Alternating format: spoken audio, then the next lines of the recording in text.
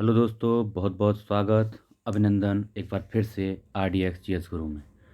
हम विश्व का भूगोल पढ़ रहे हैं। उसमें एक नया चैप्टर शुरू करेंगे, सूर्य ताप या और तापमान। मतलब सूर्य से प्राप्त होने वाला ताप या एनर्जी और टेम्परेचर के बारे में आज जानेंगे। चलिए बिना समय गवाए शुरू करते हैं। सौर्यक ऊर्जा। सौर्यक ऊर्जा को ही सूर्य ताप कहते हैं। मतलब सूर्य से प्राप्त होने वाली ऊर्जा को ही सूर्य ताप कहते हैं। सूर्य की बाह्य सतह से निकलने वाली ऊर्जा प्रायः स्थिर होती है। सूर्य के बाहर से जो ऊर्जा, मतलब सूर्य की जो बाहर सतह है उससे निकलने वाली ऊर्जा प्रायः स्थिर रहती है। सूर्य की ऊर्जा का स्रोत क्या है? फिर अगर वो स्थिर है तो सूर्य की ऊर्जा का स्रोत क्या है? तो उसका स्रोत सूर्य के आंतरिक भाग में अत्यधिक दबाव, उच्च तापमान और नाभिकीय संलयन के द्वारा किए जाने वाली क्रिया। नाभिकीय संलयन में क्या होता है? दो हल्के नाभिक किसके? हाइड्रोजन के एक भारी नाभिक हीलियम में परिवर्तित हो जाते हैं। यानी हाइड्रोजन के दो हल्के नाभिक हीलियम में परिवर्तित हो जाते हैं। इसी को नाभिकीय संलयन बोलते हैं। अच्छा, सूर्य ताप का वितरण देख लेते हैं। सामान्यतः भूमध्य रेखा से ध्रुवों की ओर जाने पर तापमान कम होता है। लेकिन लेकिन ये थोड़ी सी ये नॉर्मल सिचुएशन हो गई, सामान्यतः सिचुएशन हो गई। लेकिन क्या होता है, अधिकतम सूर्य ताप प्राप्त करने वाली भूमध्य रेखा नहीं है। इस हिसाब से तो भूमध्य रेखा पर सबसे ज़्यादा तापमान होना चाहिए। लेकिन 20 डिग्री उत्तरी अक्षांश, 20 डिग्री उत्तरी अक्षांश ऐसी रेखा है जो सबसे ज़्यादा इस धरती पर सबसे ज़्यादा तापमान प्राप्त करती है, सूर्य से एनर्जी एब्जॉर्ब करती है, लेती है। ठीक है, अगला देखते हैं।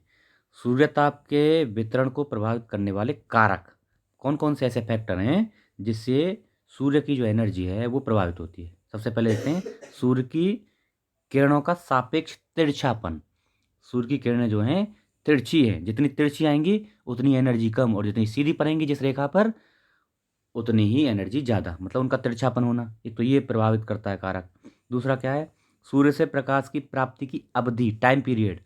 मतलब जितनी ज़्यादा देर तक जहाँ धूप रहेगी वो एनर्जी ज़्यादा प्राप्त करेगा, जहाँ कम देर तक धूप रहेगी या कम कम देर तक किरणें प्राप्त होंगी तो एनर्जी कम प्राप्त करेगा। समय अवधि। अगला है सौर कलंकों की संख्या। सौर कलंक क्या होते हैं? आपने देखा होगा सूर्य पर काले काले एक धब्बे होते हैं, कुछ काले काले धब्बे नुमा दिखते हैं, उन्हीं को ही सौर कलंक कहते हैं। तो सौर कलंक जितने अधिक होंगे, सूर्य ताप या सूर्य की एनर्जी उतनी ही ज़्यादा रिलीज होगी, प्राप्त होगी। ठीक है, अगला देखते हैं वायुमंडल का प्रभाव। वायुमंडल, जो हमारा वायुमंडल है उसका भी प्रभाव है। कैसे? सौर्यक ऊर्जा के कुछ भाग का वायुमंडल द्वारा परावर्तन, विसरण, अवशोषण और प्रकीर्णन कर दिया जाता है। अच्छा, उसका भी मतलब ये क्या है? परावर्तन, विकिरण, विसरण, अवशोषण, प्रकीर्णन, इन सब द्वारा कुछ ताप को ये नष्ट कर देता है। और जितना ज़्यादा सघन वायुमंडल होगा उतना ही ताप कम, जितना विरल वायुमंडल होगा उतना ताप ज़्यादा। तो ये हो गए प्रभावित करने वाले कारक। अगला देखते हैं, एक टर्म आता है एल्बिडो। एल्बिडो क्या होता है? किसी वस्तु की सतह पर पहुंचने वाले विकिरण यानी एनर्जी के जितने भाग का परावर्तन हो जाता है। मतलब पृथ्वी पर जितनी उन एनर्जी पड़ी और जितनी वापस कर दी उसने, पढ़ने के बाद जितनी उसने वापस कर दी उसको परावर्तन, जो मतलब परावर्तन द्वारा वापस की, उसी को एल्बिडो बोलेंगे। तो पृथ्वी का औसत एल्बिडो कितना है? 30 से 35% प्रतिशत में होता है। मतलब 100 यूनिट उसने एनर्जी ली लेकिन 30 से 35 को वापस कर देती है, इसको बोलेंगे एल्बिडो। सर्वाधिक एल्बिडो देख लेते हैं कहाँ से कहाँ है ना। सबसे ज़्यादा एल्बिडो होता है नवजात हिम का, जो ताज़ा ताज़ा बर्फ़ गिरती है ना, उसका कितना 75 से 95% तक होता है। मरुस्थल का कितना होता है? उसके बाद मरुस्थल होता है 20 से 30%। फिर है प्रियरी घास के मैदान 10 से 20%। और फिर धान की फसल का आएगा कितना? 2 से 15% या 3 से 15% ऐसे करीब होता है। ठीक है, ये देख लेंगे। अब हम बहुत इंपॉर्टेंट टर्म देखेंगे, ऊष्मा बजट या ऊष्मा संतुलन, हीट बजट। क्या है? सूर्य से पृथ्वी की ओर जब ऊष्मा आती है ना, विकिरण आती है, तो वो लघु सौर्यिक तरंगों, लघु सौर्यिक विकिरण के द्वारा आती है, लघु किरणों के रूप में आती है। लेकिन जब पृथ्वी से वायुमंडल की ओर वो परावर्तित होती है तो क्या होती है? वो विकिरण जो हैं, वो किरणें जो हैं, दीर्घ तरंग में, दीर्घ पार्थिव तरंगों के रूप में विकृत होती हैं, मतलब वायुमंडल की तरफ जाती हैं। अच्छा, इनका क्या असर होगा आगे मैं दिखाऊंगा। अच्छा, ये ऊष्मा बजट की जो परिकल्पना है किसने दी थी? जीटी टीवार था। जीटी टीवार था, एक वैज्ञानिक थे, भूवेगता थे, उन्होंने ये परिकल्पना दी थी। तो देखो, प्रवेशी लघु तरंग यानी ऊष्मा बजट, जब जब जो है एनर्जी पृथ्वी की तरफ आ रही है उस तरह का, उस टाइम का ऊर्जा बजट हम देख लेते हैं कैसे कैसे होता है। देखो इधर से, अच्छा यहाँ से देखो, देखो हमारे पास 100% एनर्जी थी, हमने माना ऊष्मा 100% थी जो कि वायुमंडल की बाहरी सीमा पर पहुंच चुकी थी। मतलब यहाँ हमारे पास 100% एनर्जी थी। अब वो एनर्जी इस पे पड़ी तो कैसे कैसे उसका वितरण होगा देखते हैं। तो इसमें से 100 में से जो 14% थी, 14 यूनिट, जो 100 से 14 भाग क्या है, वायुमंडल द्वारा अवशोषण कर लिया गया। और 27%, ये देखो ये वाला बादल द्वारा इसको क्या कर दिया गया, अंतरिक्ष में परावर्तित, बादलों के द्वारा बादलों पर पड़ी, और 27% को बादलों ने परावर्तित कर दिया, वापस लौटा दिया।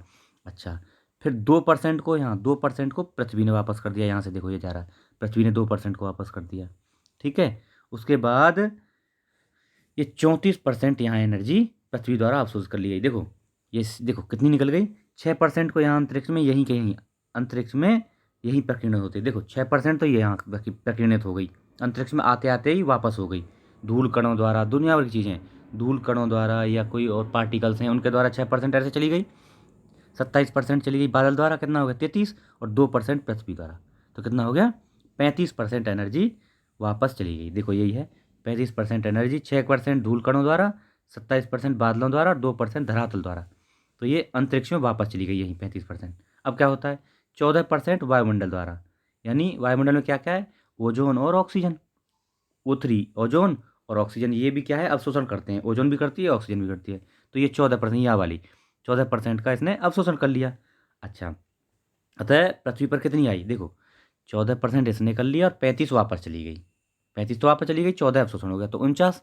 पृथ्वी पर केवल 35 51%, 51% कौन सी, 51% प्राप्त हुई है। तो दिखाते हैं अभी 51% कौन कौन सी प्राप्त हुई है, अभी दिखाते हैं कौन सी।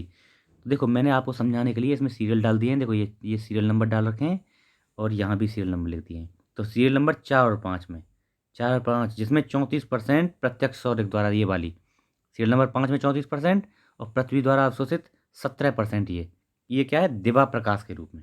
देखो दिवा प्रकाश यानी दिन का प्रकाश के रूप में, तो 17% ये प्राप्त की, 51% जो प्राप्त की ना, उसी में बता रहा हूँ, 51% हम टोटल एनर्जी प्राप्त करता है, 49% तो वापस ही हो गई, समझो आई नहीं, 35% वापस हो गई, परावर्तित हो गई, और 14% को वायुमंडल ने अवशोषित कर दिया। कितनी आई, 51%, 51 में से 34% सीधी पृथ्वी ने ले ली, और 17% दिवा प्रकाश के रूप में ये आई। ठीक है, हो गया 51%, पूरा 100% का हिसाब हो गया।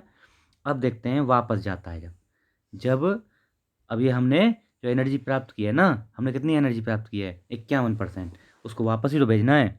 चलो देखते हैं, हमने ऊर्जा कितनी प्राप्त की 51%, इसमें से 23%, सीरियल नंबर 1 और 3 देखते हैं, 1 और 3 कहाँ है, 1 और 3 कौन सा है, ये 3, देखो 1 और 3 ये वाला, मतलब 23%, ये हो गया ना, ये 23%, ये वाला 23% पृथ्वी से विकिरण के रूप में, पृथ्वी से विकिरण के रूप में 1 और 3 को मिला के 6% तो यहीं से इधर साइड में निकल गई है ना, ये अंतरिक्ष में चली गई, ये साइड में चली गई, मतलब यहीं पे स्कैटर हो गई, वितरित हो गई 6%।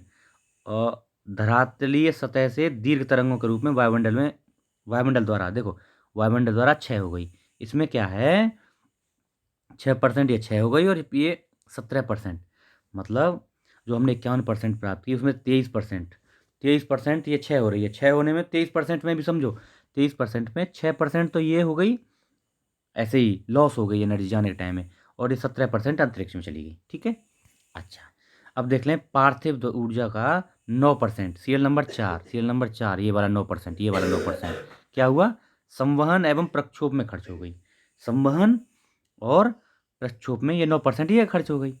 उसके बाद 19% ऊर्जा, सीरियल नंबर 5 ये वाली क्या हुई, ये वाष्पीकरण में खर्च हो गई, वाष्पीकरण में खर्च हो गई, कितनी 19% ऊर्जा वाष्पीकरण में खर्च हुई, 19% वाष्पीकरण में खर्च हुई, और जो कि संवहन के बाद संघनन ऊर्जा की गुप्त ऊर्जा में वायुमंडल में वापस चली गई। 19% ये जो खर्च हुई थी ये संघनन के बाद संघनन की गुप्त ऊष्मा में बदल गई। अब देखो इस प्रकार हमारे पास ये ऊर्जा जो हमने 51% थी, देखो 23 और 9 कितने हुए, 23 और 9 32, और 32 और 19 51%, हमारे पास 51% ऊर्जा थी, 23 हमने यहाँ निकाल दी, 23 में से 6 और 17 का वितरण हो गया, 9% को ये अवशोषण हो गया प्रक्षोभन संघनन द्वारा, कितने हो गए 32, और 19% संघनन की ऊर्जा में, संघनन की गुप्त ऊर्जा में बदल गई। हो गया ना 51%, 51 हमने लिया था, 51 वापस कर दिया। ठीक है, हिसाब बराबर। अब देखते हैं, अब एक अलग टर्म आता है, वायुमंडल द्वारा सूर्य से प्राप्त कुल ऊर्जा। मतलब देखो, अब हमारी ये तो हमने जितनी ली थी वापस हो गई इसका हिसाब, लेकिन वायुमंडल में केवल ये क्वेश्चन आता है, केवल वायुमंडल में कितनी प्राप्त हुई। वायुमंडल में हमको 48% ऊर्जा प्राप्त होती है। कैसे कैसे अभी समझाता हूँ। ये 48 यहीं नहीं है, आप यहाँ देख रहे हो, यहाँ नहीं है, ये क्या है, दोनों को मिला के, दोनों डायग्राम को मिला के समझते हैं कैसे। देखो 48% सीरियल नंबर 2 में दिखाया मैंने, 48% हमें प्राप्त हुई। कैसे कैसे प्राप्त हुई, पहले चित्र में सीरियल नंबर 6 जिसमें 14% दिखाई है। देखो पहले चित्र में सीरियल नंबर 6, कहाँ है 6, ये वाला, 14% यहाँ वायुमंडल में प्राप्त हुई थी। अभी देखते हैं, देखो 14% यहाँ वायुमंडल में प्राप्त हुई थी ना, 14% ये हो गई। ठीक है, ये वायुमंडल ने अवशोषण कर ली थी। और दूसरे चित्र में सीरियल नंबर 3, 4, 5, सीरियल नंबर 3, 4 और 5, 6% यहाँ वायुमंडल में चली गई, 9% यहाँ वायुमंडल में चली गई, 6% यहाँ वायुमंडल में, 9% यहाँ वायुमंडल में, और 19% ये वायुमंडल में। कितनी हो गई, 6 और 9 15, 15 19 34, 34% ये हो गई। यानी दूसरे चित्र में 34%, पहले चित्र में 14% वायुमंडल में गई, तो टोटल 48% हमने वायुमंडल में भेज दी। ये था हमारा टर्म। ठीक है, 48% कैसे हमने ऊर्जा वायुमंडल में भेजी। ठीक है, अगली चीज़ देखते हैं, एक बहुत इंपॉर्टेंट क्या है। चलो, वायुमंडल को, अच्छा एक आपने नाम टर्म सुना होगा, हरित गृह प्रभाव। हरित गृह प्रभाव क्या होता है, वायुमंडल को दीर्घ तरंग विकिरण द्वारा, पार्थिव विकिरण द्वारा ही गर्म किया जा सकता है। देखो जब एनर्जी पृथ्वी पे आती है तो वो लघु विकिरण के रूप में आती है, और उसको वायुमंडल ट्रैप नहीं कर पाता, पकड़ नहीं पाता। लेकिन जब वापस जाती है तो वो पृथ्वी के बाद वापस जाने पर, पार्थिव विकिरण बोलते हैं उसको, पृथ्वी का विकिरण, तो वो दीर्घ तरंगों के रूप में वापस आ जाता है, जिसको तो ये वायुमंडल, पृथ्वी का वायुमंडल क्या कर लेता है, पकड़ लेता है, इसमें से काफ़ी एनर्जी को पकड़ लेता है, जिससे क्या है, और वो एनर्जी ऊपर अंतरिक्ष में नहीं जा पाती है, जिससे क्या है, वायुमंडल गर्म होने लगता है। एक तो ये है, इसी को हरित गृह प्रभाव बोलते हैं। अच्छा, दूसरा आपने सुना होगा कि जब थोड़ा बादल होते हैं ना, तो उस टाइम में थोड़ी गर्मी रहती है, और आकाश अगर साफ रहेगा तो अपेक्षाकृत कम गर्मी रहेगी, या थोड़ा ठंडा मौसम रहेगा। तो वो क्या है, वो भी सेम है। जब बादल हो जाएंगे तो वही है शॉर्ट विकिरण, शॉर्ट वेव के अंदर आई तो उनको बादल निकलने देंगे, पृथ्वी तक आ जाने देंगे। लेकिन जब वो लॉन्ग वेव में, दीर्घ विकिरण में, दीर्घ तरंगों के रूप में वापस जाएगी, तो उसको बादल क्या कर लेंगे, एब्जॉर्ब कर लेंगे, पकड़ लेंगे हीट को, और पृथ्वी के एटमॉस्फेयर को, पृथ्वी के वातावरण को गर्म कर देंगे, इसलिए हमको गर्मी महसूस होती है। ठीक है, तो ये हमारा बहुत इंपॉर्टेंट, मोस्ट इंपॉर्टेंट लेक्चर था। आशा है आपको पसंद आया होगा, और इसको शेयर करिए, लोगों को बताइए, चैनल के बारे में भी लोगों को बताइए, सब्सक्राइबर बढ़वाइए। बार बार बोल रहा हूँ, आप यार नहीं शेयर कर रहे हैं। इतना बढ़िया कंटेंट दे रहा हूँ मैं, कहाँ कहाँ से ढूंढ ढूंढ के ला रहा हूँ कंटेंट। इतना बढ़िया कंटेंट है, कहीं नहीं मिलेगा। और समझाने के लिए देखो, मैंने इस चित्र में सीरियल नंबर भी डाले हैं, जिससे आपको बिल्कुल एकदम क्लियर समझ में आ जाए। फिर भी आप यार शेयर नहीं करते हो, चलो आपकी मर्ज़ी। Thank you so much.